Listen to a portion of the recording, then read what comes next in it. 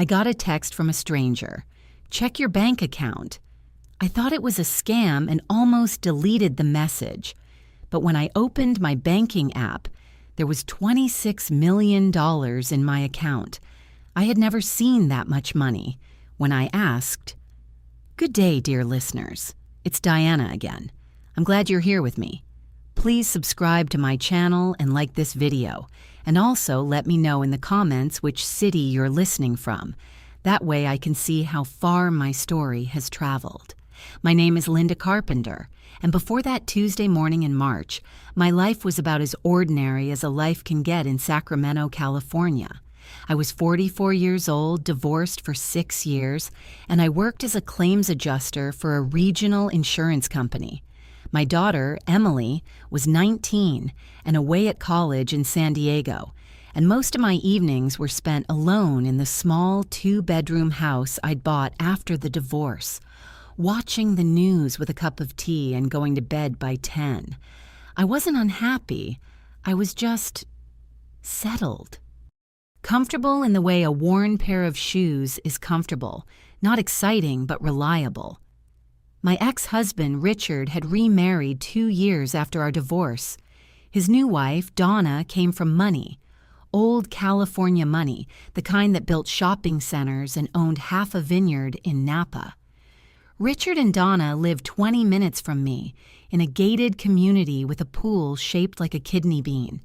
And every time I drove past that neighborhood, I felt a small, bitter pinch in my chest that I was never proud of but never quite managed to suppress either.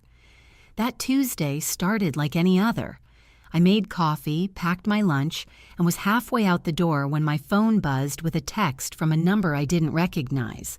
The message was short: "Check your bank account." No name, no explanation, nothing else. My first instinct was suspicion. I'd read enough about phishing scams to know better than to click links from strangers, and this felt like exactly that kind of trap. Vague, urgent, designed to make you panic and act without thinking. I almost deleted it right there on my porch steps. My thumb actually hovered over the trash icon, but something made me pause. Maybe it was the plainness of the message. No link, no urgent threat, no, "Your account has been suspended." Just a flat, strange suggestion. So instead of deleting it, I opened my banking app the normal way, typing in the URL myself, rather than tapping anything in the text. The app loaded. My checking account showed its usual modest balance. $800 and some dollars, give or take. Nothing unusual there. But then I scrolled down to the savings account I rarely touched, the one I'd opened years ago with $300 and mostly forgotten about. The number on the screen made no sense to me at first. I actually laughed. A short, confused bark of a laugh, because my brain simply refused to process it. $26,400,000 and some odd cents. I stood frozen on my porch for what felt like a full minute, the morning sun warm on my shoulders, my coffee going cold in my other hand. I refreshed the app. The number didn't change. I closed it and opened it again, certain it had to be some kind of glitch, a server error, a misplaced decimal point that the bank would correct within the hour. I called the bank's customer service line standing right there on my front lawn. My neighbor, Mrs. Polanski, watering her roses and glancing over at me with mild curiosity. The hold music played for what felt like an eternity before a representative finally picked up. "I think there's been a mistake," I said, trying to keep my voice steady. "My savings account is showing a balance that can't possibly be right." The woman on the line asked for my account number and verification details, and after a pause that stretched just a beat too long, she said, "I'm showing the same balance you are, ma'am. $26,412,000. "That has to be an error," I said. "I understand your concern. Let me transfer you to our fraud and discrepancies department." That was the first small crack in the floor beneath me. The moment I realized this wasn't going to be a 5-minute phone call that ended in an apologetic laugh and a corrected balance. Something about the representative's tone, the careful, rehearsed quality of her words, made the hair rise on the back of my neck. I called in sick to work that day. I sat at my kitchen table with my laptop open, refreshing the account every few minutes like it might evaporate if I looked away. Was this some kind of elaborate scam designed to get my personal information? Was it a clerical error that some bank employee would catch by noon and quietly fix, leaving me with nothing but a strange story to tell at dinner parties? Or was it something else entirely? Something deliberate? By early afternoon, the fraud department called me back. The man's voice was careful, almost too careful, the way people sound when they're choosing every word in advance. Mrs. Carpenter, we've confirmed the funds are legitimate and were deposited via wire transfer 11 days ago.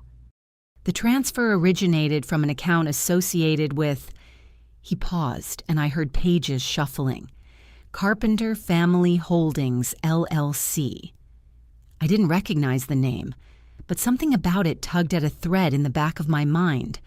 Carpenter was my last name, yes, but it was also, I would later remember with a chill, a name I'd heard once before, years ago, in a conversation I'd dismissed at the time as nothing important.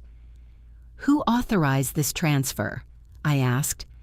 I'm afraid that information isn't something we can disclose over the phone. You'd need to speak with our legal compliance team, or possibly an attorney representing the originating account. I hung up the phone and sat very still in my kitchen, the afternoon light slanting through the window, and for the first time that day, the excitement I might have expected to feel, the disbelieving joy of stumbling into a fortune, was entirely absent. In its place was something colder and more familiar, the sense that I had just stepped into the middle of something I did not yet understand, and that whatever it was, it had been set in motion by someone else, for reasons of their own. I thought of Richard. I thought of Donna, and her family's sprawling business interests, and the careful, controlled way she'd always spoken to me at the few family gatherings we still both attended for Emily's sake. And I thought, with a dread I couldn't quite name, that $26 million landing quietly in my account was not a gift. It was a message. I didn't sleep that night. I lay in bed staring at the ceiling fan turning slowly above me, running numbers and names through my head like a rosary. $26 million. Carpenter Family Holdings, LLC. A name I had heard exactly once before, 3 years earlier, at Emily's high school graduation party, when Donna's father, a stiff, silver-haired man named Walter Ashford, had mentioned it in passing to Richard while I stood pretending to admire the catering table. By morning, I had a legal pad covered in scribbled questions. Was this money meant to disappear into my account and then be discovered later as evidence of fraud, with me as the scapegoat? Was someone testing whether I would report it, spend it, or stay silent? Was it possible? And this thought made my stomach turn. That someone wanted me to take the fall for something far larger than I could yet see. I thought about the practical losses first, because that was easier than thinking about the emotional ones. If this money was connected to something illegal, money laundering, tax evasion, fraud, and I touched a single dollar of it, I could lose everything I actually owned. My house, my modest retirement savings, possibly my freedom. I'd handled enough insurance fraud cases at work to know how these things unraveled, how an innocent person's life could be dismantled simply for being in the wrong place when the money moved. But there was also a smaller, quieter fear underneath the legal one, the fear of being made a fool of Richard and Donna, somewhere in their beautiful gated house, watching to see what I would do, laughing at the predictable panic of plain, ordinary Linda. That thought, more than any other, was what finally pushed me from fear into resolve. I was not going to sit in my kitchen and wait for someone else to decide what happened next. My first call that morning was to my cousin Karen, a paralegal who'd spent 15 years working family law and white-collar cases at a downtown firm. I trusted her more than almost anyone, and I needed someone who wouldn't immediately think I'd lost my mind. "Don't touch it," she said immediately, before I'd even finished explaining. "Don't transfer a cent. Don't tell anyone outside this call, and for God's sake, don't post about it anywhere. Linda, this smells like a setup." A setup for what? I don't know yet. But $26 million doesn't land in a claims adjuster's savings account by accident, and it doesn't come from a company called Carpenter Family Holdings unless someone wanted you to notice the name. She was quiet for a moment. "You said Donna's father mentioned that name once?" "At Emily's graduation party, 3 years ago. I barely remember it.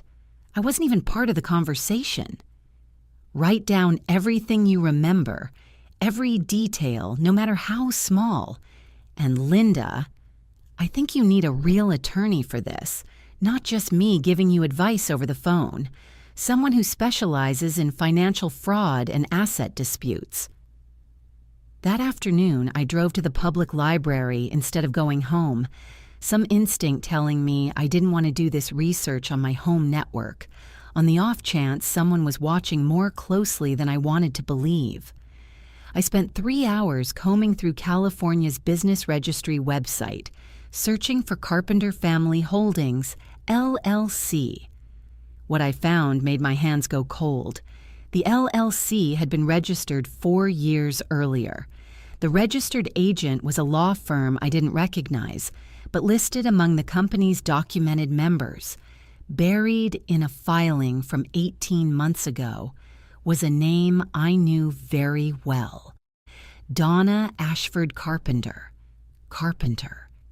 Donna had taken my ex-husband's last name when they married, and somewhere in the architecture of her family's business holdings, a shell company bearing that same name had been quietly accumulating funds. Funds that had, 11 days ago, been wired directly into an account that belonged to me, the first Mrs. Carpenter. Was it a coincidence of naming, nothing more? Or had someone, deliberately and with full knowledge of exactly whose account they were funding, used my own name against me? I drove home with my hands tight on the wheel, my mind turning over every encounter I'd had with Donna over the years, the polite, brittle smiles at school events, the way she always seemed to know more about my life than I'd told her, the single time she'd asked, almost too casually, whether I still used the old joint account from my marriage to Richard, an account I'd closed years before the divorce was even finalized. That night, I made my decision. I was not going to report this to the bank's fraud department and let them quietly correct the balance, erasing whatever evidence existed of who had really sent the money and why.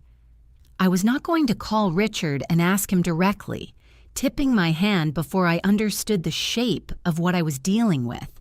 Instead, I called Karen back and asked her for the name of the best financial fraud attorney she knew. If someone had used my identity, my name, my account as part of some larger scheme, I was going to find out exactly what that scheme was.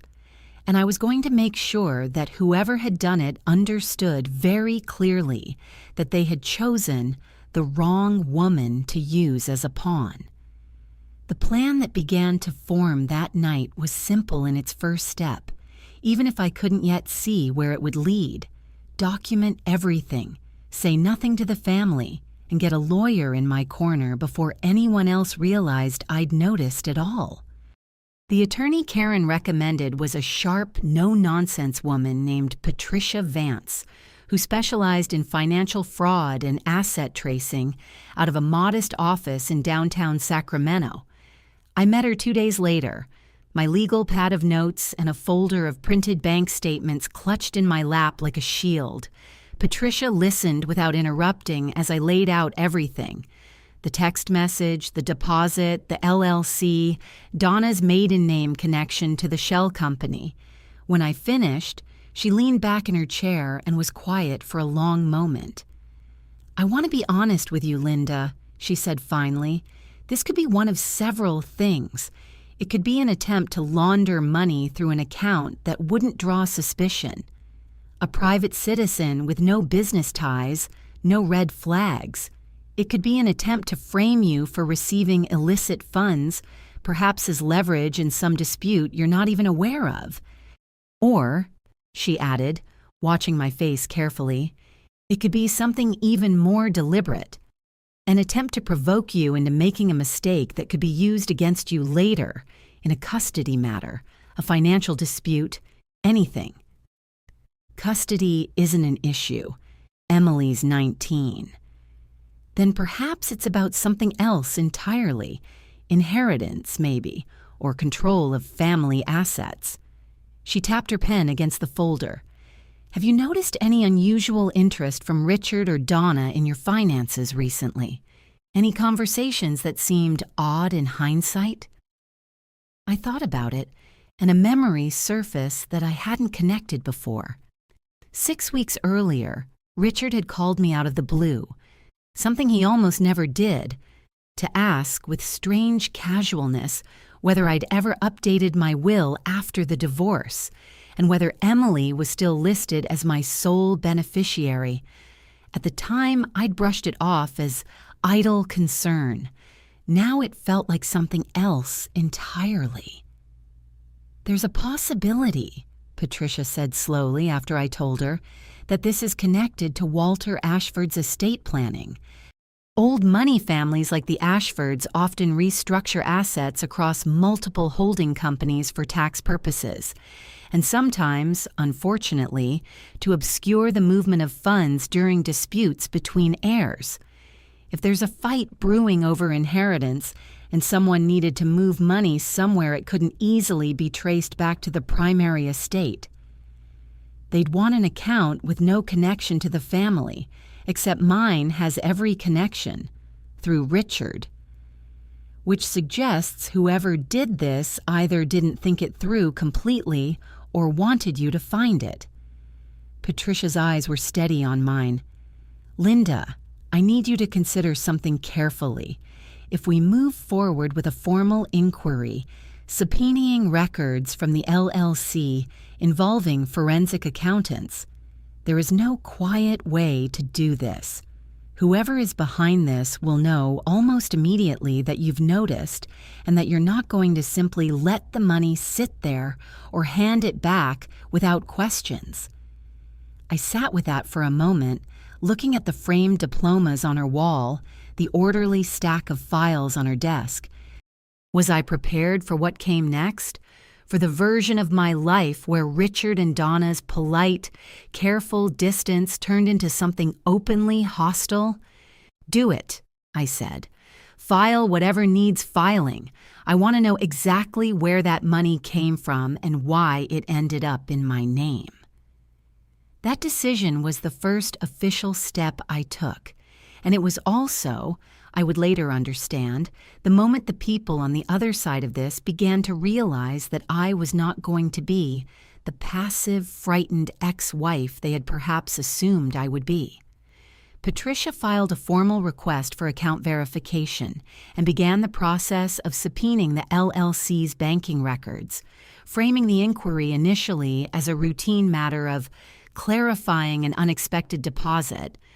Careful language meant not to tip our hand too early. It took 8 days for anything to come back.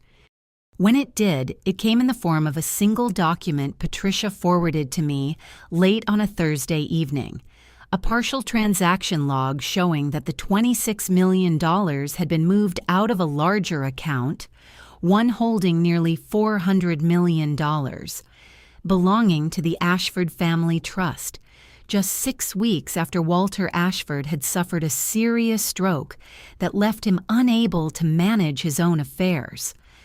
I stared at the document on my laptop screen, my heart hammering.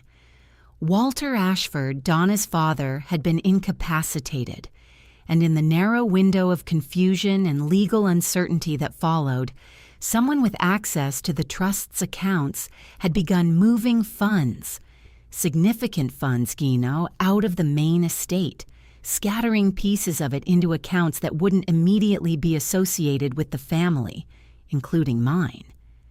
There was a notation in the transaction log, a memo field attached to the wire transfer that made my blood run cold. Temporary hold, LC, return pending estate resolution. LC, my initials. This wasn't a mistake and it wasn't random. Someone, and I had a sickening suspicion it was Donna, with her father incapacitated and an inheritance dispute clearly brewing with siblings or other heirs, had used my account as a temporary hiding place for a piece of the family fortune, intending, presumably, to retrieve it quietly once whatever legal storm she anticipated had passed. This was the proof, the point of no return. I was no longer a confused bystander wondering if a bank had made an error. I was, whether I'd asked for the role or not, sitting on a piece of evidence in what looked increasingly like an attempt to defraud an incapacitated man's estate. And the person who'd put me there almost certainly hadn't expected me to notice, let alone investigate. I called Patricia immediately. "What do I do now?" "Now," she said. "We move very carefully and we make sure that whatever happens next, you're protected first." We decided on a plan that Patricia described as controlled exposure, rather than confronting Donna directly, which could give her time to cover her tracks or retaliate. We would file a formal notice with the probate court overseeing Walter Ashford's incapacity, alerting them to irregular asset movement from the family trust. It was a legal step, not an accusation, but it would trigger an automatic freeze on related accounts and an independent audit. Patricia filed the notice on a Monday morning. By Wednesday afternoon, my phone would not stop ringing. The first call was from Richard, his voice tight with an anger I hadn't heard from him since our worst arguments during the divorce. "What the hell are you doing, Linda?" Donna's beside herself. "You filed something with the probate court? About her father's trust?" "I filed a notice about $26 million that someone put in my account without my knowledge or consent," I said, standing in my kitchen, gripping the counter. "I didn't ask for this money, Richard. I didn't move it. I didn't touch it. I have every legal right to find out where it came from. You could have just called us. We would have explained." "Explained what?" "Why a shell company tied to Donna's name sent me $26 million with a note that says it's a temporary hold, return pending estate resolution? Explain that to me right now, Richard. I'm listening." The silence on the other end told me everything. He didn't have an answer, or he wasn't willing to give me the real one. That evening, Donna called me herself for the first time in years. Her voice was sweet at first, almost cajoling. "Linda, I think there's been a misunderstanding. My father's estate is complicated, and sometimes funds move through various holding structures for tax reasons. There's nothing improper here. I'd really appreciate it if you'd withdraw the probate notice. It's causing a lot of unnecessary stress for my family during an already difficult time." "If there's nothing improper," I said carefully, "then an independent audit will confirm that, and the money will be returned to wherever it's supposed to be. Why does that worry you?" The sweetness drained out of her voice instantly. "You don't understand what you're dealing with, Linda. My family has resources, lawyers, people who can make your life very, very difficult if you keep pushing this." "Is that a threat?" "It's a fact. You're a claims adjuster with a house worth maybe $300,000 and a daughter in college. Think very carefully about whether you want to spend the next 2 years of your life and every dollar you have fighting my family in court. I felt fear then, real and physical, a tightness in my chest that made it hard to breathe. But underneath it, something else was rising too. A hard, cold anger at being threatened in my own kitchen by a woman who had apparently tried to use me as a hiding place for stolen money and now wanted to intimidate me into silence for noticing. "I'm not withdrawing anything," I said, my voice steadier than I felt. "If there's nothing improper, you have nothing to worry about. And if there is, well, I suppose we'll both find out together." I hung up before she could respond. Over the next week, the pressure escalated in smaller, sharper ways. My employer received an anonymous complaint questioning my professional conduct, which my supervisor dismissed after a brief review, but which left me shaken at how quickly someone had moved to undermine me. Emily called, upset and confused, saying Donna had reached out to her directly, hinting that I was causing problems for the family and that it might affect things between her and her stepfather. I had to spend an hour on the phone reassuring my daughter that I hadn't done anything wrong, that I would explain everything when I could, and that she should be careful about what Donna or Richard told her in the meantime. It was Patricia who helped me hold the line. "This is exactly what we expected," she said when I called her, rattled after Donna's threat. "They're testing whether you'll fold under pressure. The fact that they're escalating this quickly, rather than calmly explaining a legitimate transaction, tells us everything we need to know." The probate court, for its part, did not back down simply because a wealthy family's attorney sent a strongly worded letter. The independent audit was approved and scheduled to begin within the month. After that week of threats and phone calls and the gnawing anxiety that came with standing my ground against people with far more money and far more lawyers than I had, I finally allowed myself to stop. I told Patricia I needed a few days, turned my phone to silent, and drove up to Lake Tahoe alone, to a small cabin I'd rented on impulse the night Donna threatened me. I sat by the water for 3 days, doing very little besides walking, reading, and reminding myself, slowly and deliberately, why I had started down this path in the first place. Not for the money.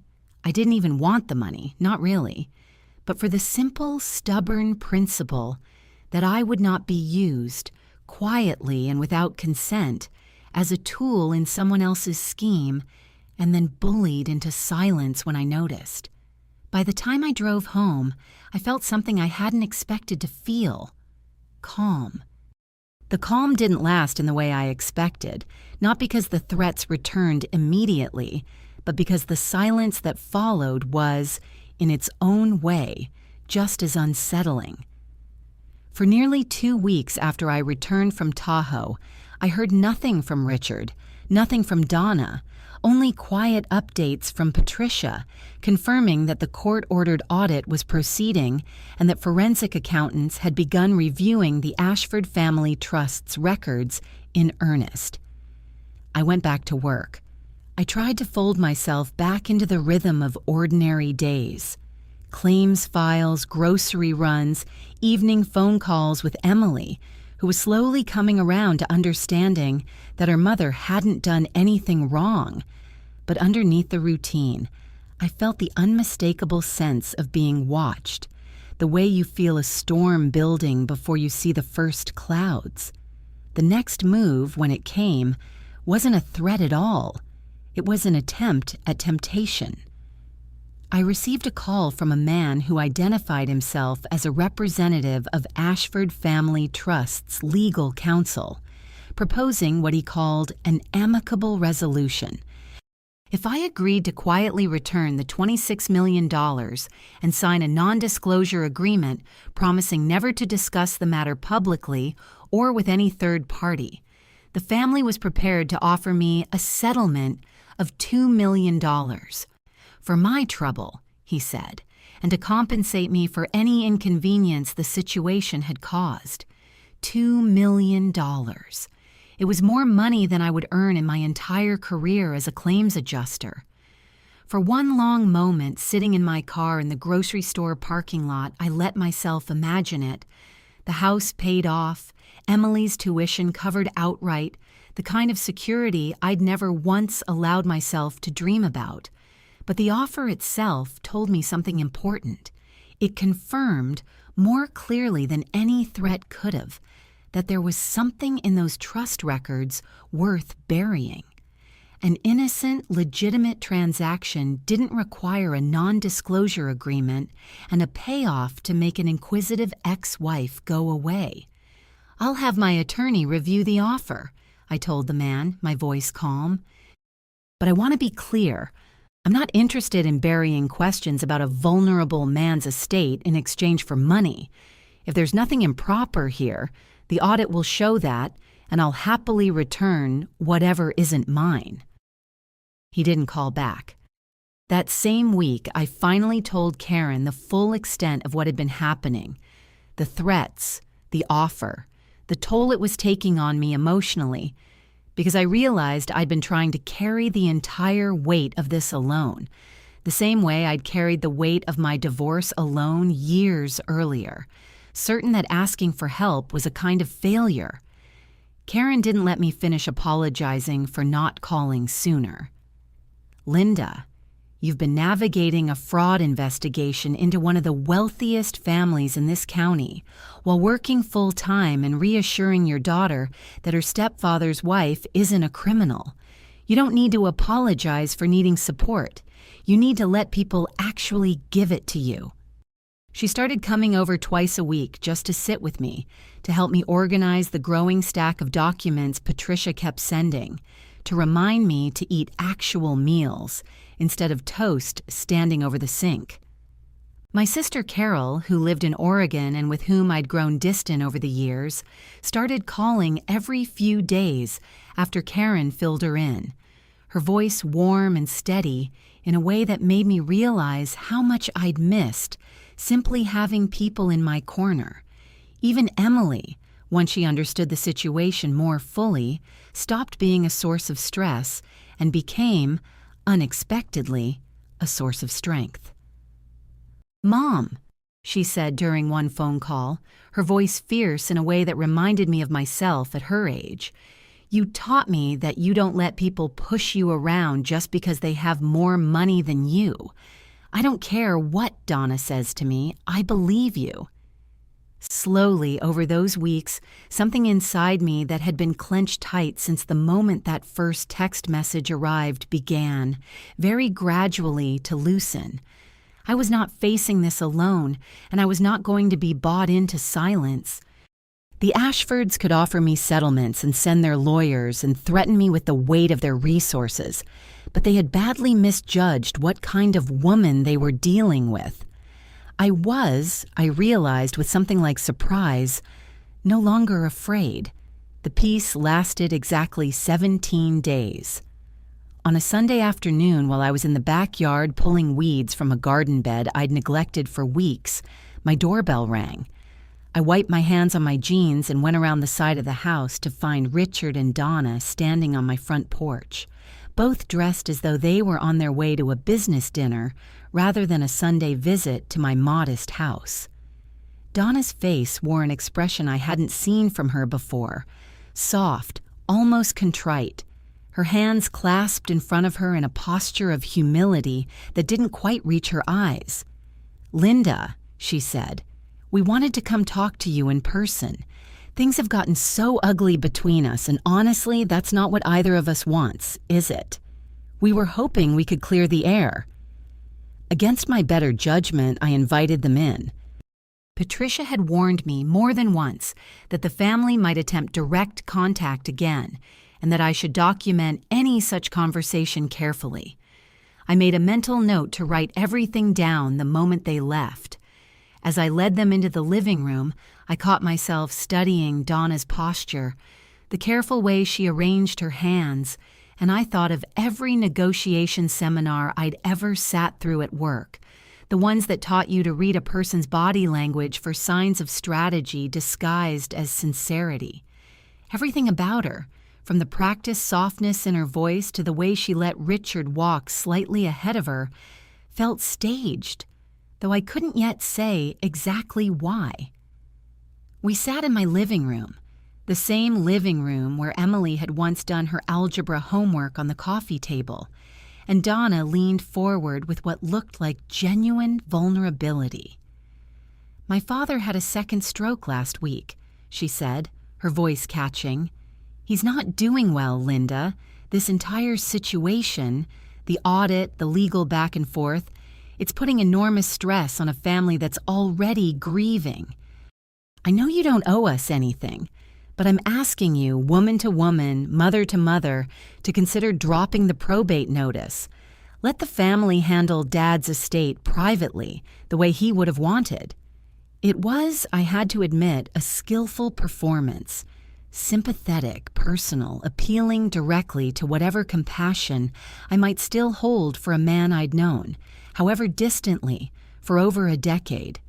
For one unsettled moment, I felt the old instinct to smooth things over, to apologize for causing trouble, the instinct that had shaped so much of my marriage to Richard. But I thought of the transaction log, temp hold, LC, return pending estate resolution. I thought of the threatening phone call, the settlement offer with its non-disclosure agreement, the anonymous complaint to my employer. None of that had come from a place of grief. It had come from calculation. "I'm sorry your father is unwell," I said, and I meant it. There was a difference between disliking what Donna had done and wishing harm on a sick old man. "But Donna, you called me 2 weeks ago and threatened to make my life difficult. You sent a lawyer to offer me $2 million to sign away my right to ask questions about money that ended up in my account without my knowledge. That's not grief. That's damage control." The softness in Donna's face vanished, replaced by something tighter, more familiar from our last phone call. "You don't know what you're talking about.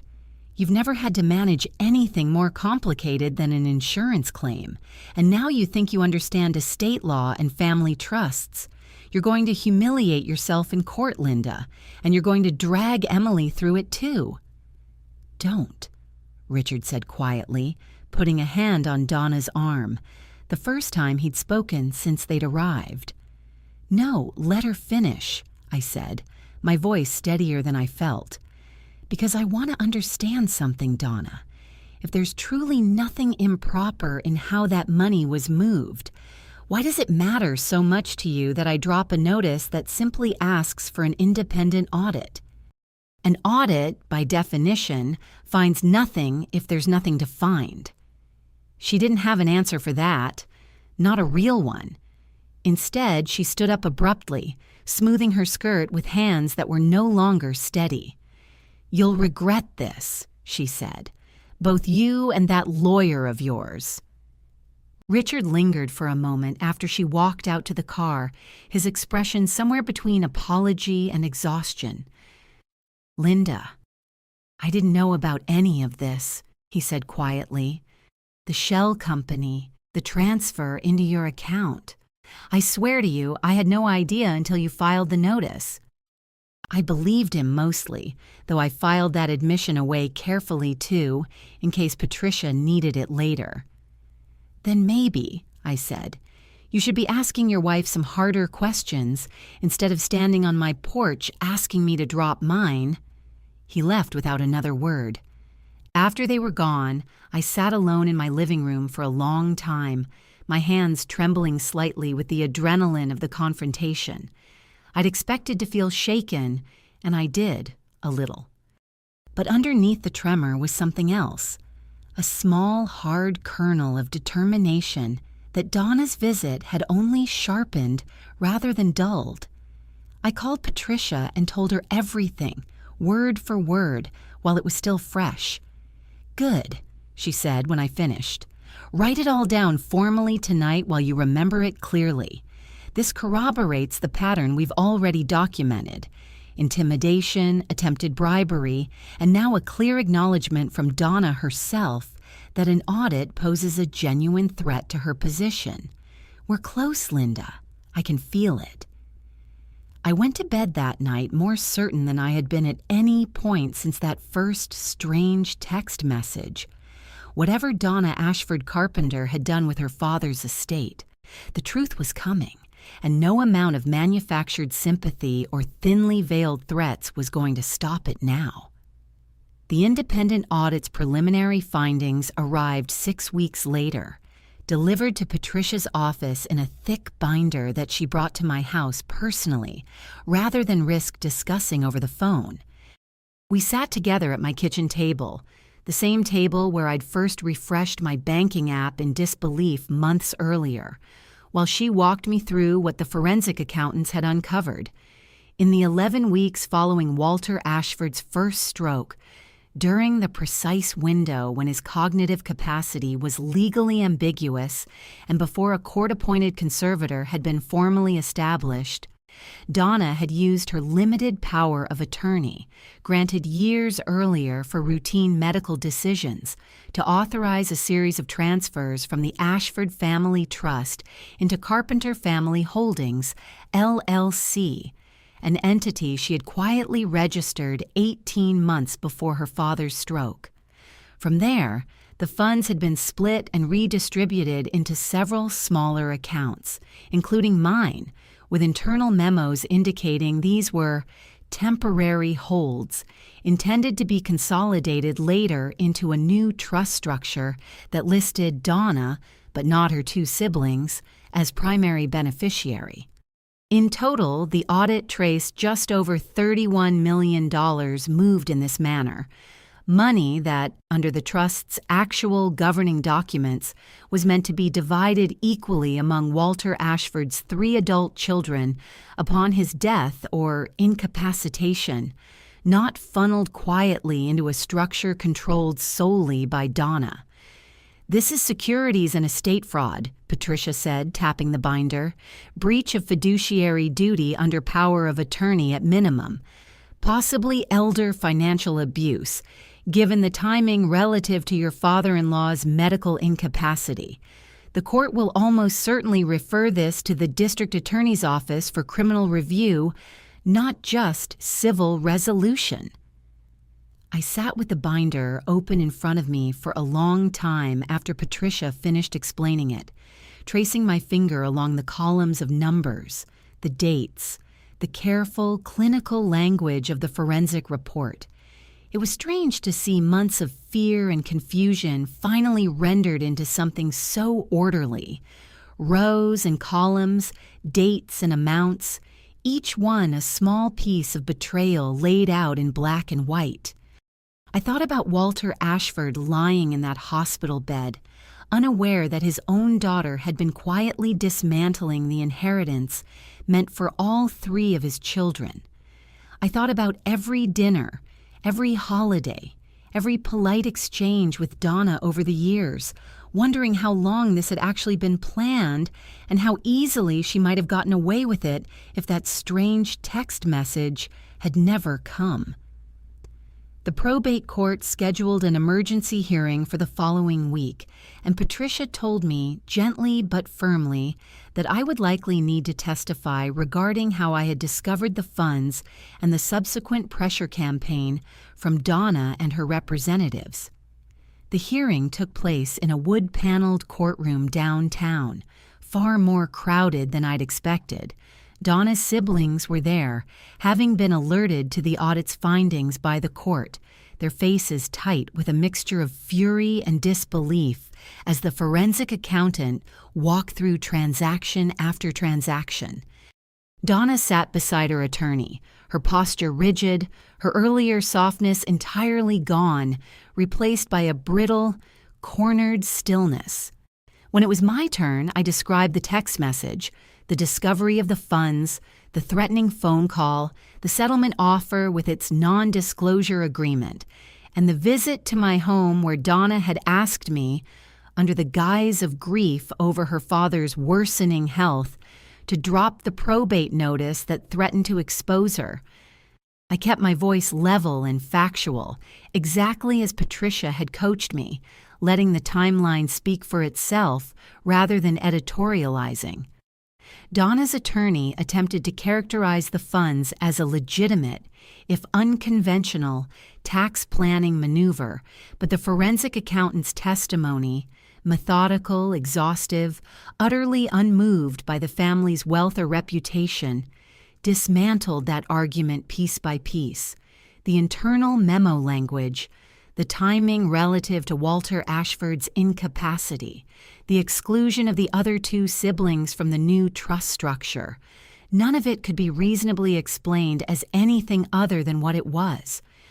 I watched Donna during the accountant's testimony, watched the careful mask she'd worn for years, at family dinners, at Emily's graduation, on my own front porch, begin to crack in real time.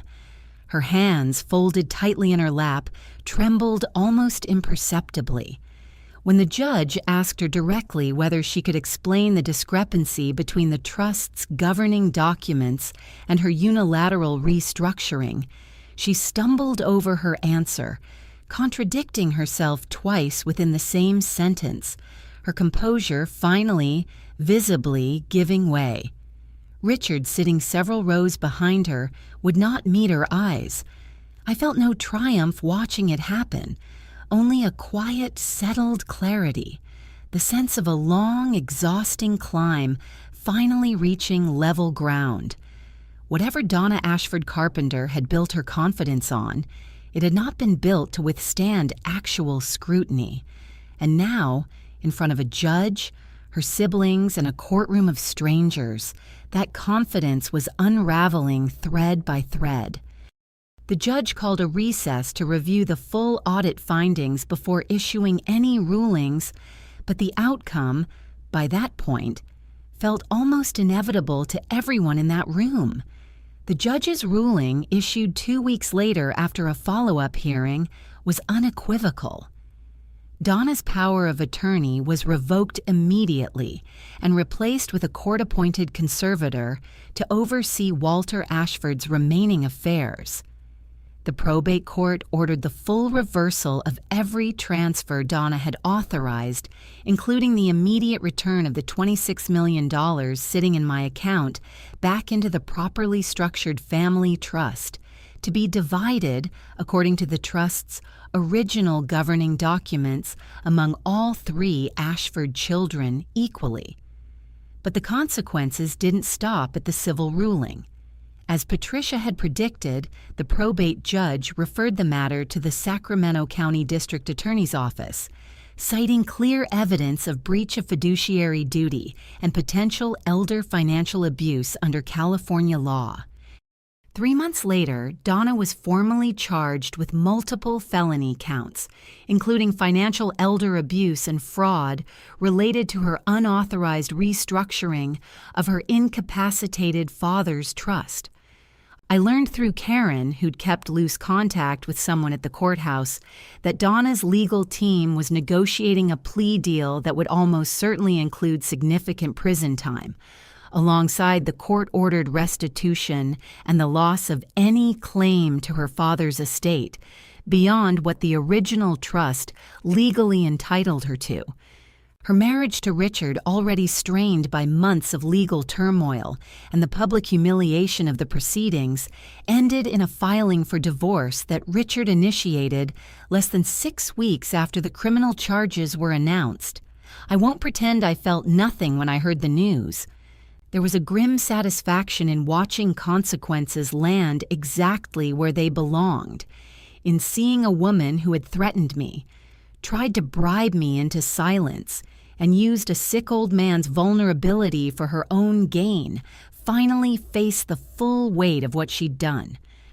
But mostly, what I felt was relief, the particular bone-deep relief of a long ordeal, finally, completely over, with no loose threads left to worry about.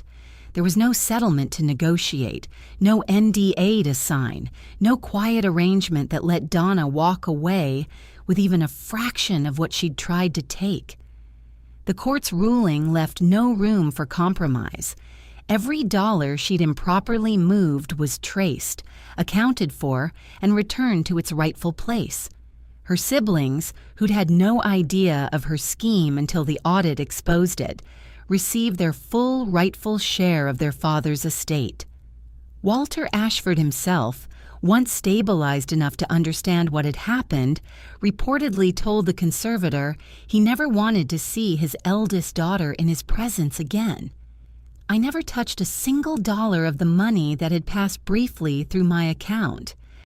Patricia made certain of that from the very beginning, insisting we document at every stage that the funds were held, untouched, pending resolution, a decision that protected me legally throughout the entire ordeal and left no ambiguity when the dust settled about my own conduct. In the weeks following the ruling, I drove out one last time to Patricia's office to sign the final paperwork closing the case. She told me something I've carried with me ever since, that in 15 years of practicing financial fraud law, she'd rarely seen a client hold their ground so consistently, without a single misstep, against that much pressure from people with that much money. I hadn't thought of myself as particularly brave during any of it. Mostly, I'd just been stubborn and frightened and unwilling to be quietly used. But hearing her say it out loud in that small downtown office where this entire fight had begun made something settle in me that I hadn't realized was still unsettled. In the final accounting, the court did order a modest payment to me, not from the trust itself, but as part of the civil judgment against Donna personally, compensation for the documented harassment, the attempted bribery, and the legal costs I'd incurred defending myself against her threats. It wasn't $26 million, it was $80,000, enough to cover Patricia's fees and leave a small cushion besides. I didn't need more than that, and frankly, I didn't want more than that. I had never wanted Donna's money. I had only ever wanted the truth and the right to not be used as a quiet instrument in someone else's crime. Standing in my kitchen the evening the final ruling came through, reading Patricia's email confirmation on my phone, I felt the months of tension finally drain out of my shoulders all at once, leaving behind something I hadn't felt in a very long time, a clean, uncomplicated sense of having done the right thing all the way through without flinching. The months that followed brought a kind of quiet I hadn't experienced in years. Emily came home for the summer between her sophomore and junior years, and we spent long evenings on my back porch, finally able to talk about everything that had happened without the tight, anxious undercurrent that had colored our phone calls during the worst of it. She'd grown more confident through the ordeal, too, in her own way. She later told me that watching me refuse to back down, even when threatened by people with far more money and power, had changed how she thought about standing her ground in her own life. Richard and I settled into an easier, if still distant, relationship as co-parents to an adult daughter. The bitterness that had lingered since our divorce mostly burned away by the larger crisis we'd both weathered, even from opposite sides of it. He told me once, during a brief conversation at Emily's apartment when he came to help her move, that he wished he'd asked harder questions years earlier, before Donna's ambitions had cost him a second marriage and very nearly his relationship with his daughter. I went back to my job at the insurance company, and within the year, my manager, aware of everything I'd navigated since the story had quietly made the rounds through Karen's connections and a brief factual mention in the local paper's court section, recommended me for a promotion to senior claims investigator, a role that suited the skills I'd sharpened without ever asking for the opportunity. Careful documentation, patience, the refusal to be rushed or intimidated into a hasty conclusion. I used part of the court-ordered compensation to finally fix the roof I'd been putting off for 3 years, and the rest I put quietly into Emily's remaining tuition, clearing the small loans she'd taken out without my knowing, much to her surprised gratitude. I didn't buy anything extravagant. I didn't need to. The version of happiness I found in the year after the trial wasn't built on $26 million or even 80,000. It was built on the small, steady satisfaction of a life I had successfully protected on my own terms. Donna's life, by contrast, unraveled completely. She accepted a plea deal that included 4 years in state prison, with the possibility of parole after 2.5, alongside a permanent felony record that ended any hope of returning to the kind of social and business circles she'd once moved through so effortlessly. Her siblings, furious at her betrayal, cut off contact entirely, and from what Karen heard secondhand, even longtime family friends quietly distanced themselves once the details of the elder abuse charges became public knowledge in their social circle. Her father, in the limited capacity he retained after his strokes, never reconciled with her before his own passing 1.5 years later, a final painful consequence she would carry for the rest of her life, regardless of how much time she ultimately served. I heard much later, through the same loose network of secondhand information, that Donna had written to Richard from prison once, asking him to intervene with the rest of the family on her behalf. He never replied. I didn't take any particular pleasure in her downfall, not the way I might have imagined I would in the angriest weeks of that summer when she'd threatened me on my own porch. What I felt instead, looking back from the distance of that following year, was something closer to a sober understanding that the choices we make, particularly the ones made in moments when we believe no one is watching closely enough to notice, eventually find their way into the light regardless. Donna had built an entire structure on the assumption that an ordinary woman with an unremarkable life wouldn't have the resources, the resolve, or the support to push back against her. She had simply been wrong about who I was. Looking back now, I understand that the money was never really the point. It was the test. Whether I would let fear, intimidation, or even temptation talk me out of asking simple, necessary questions about something that didn't belong to me and never should have landed in my account in the first place.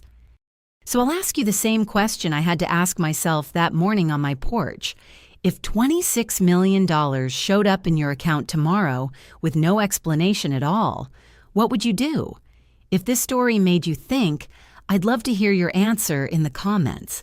And if you want more stories like this one, don't forget to subscribe. Thank you so much for listening.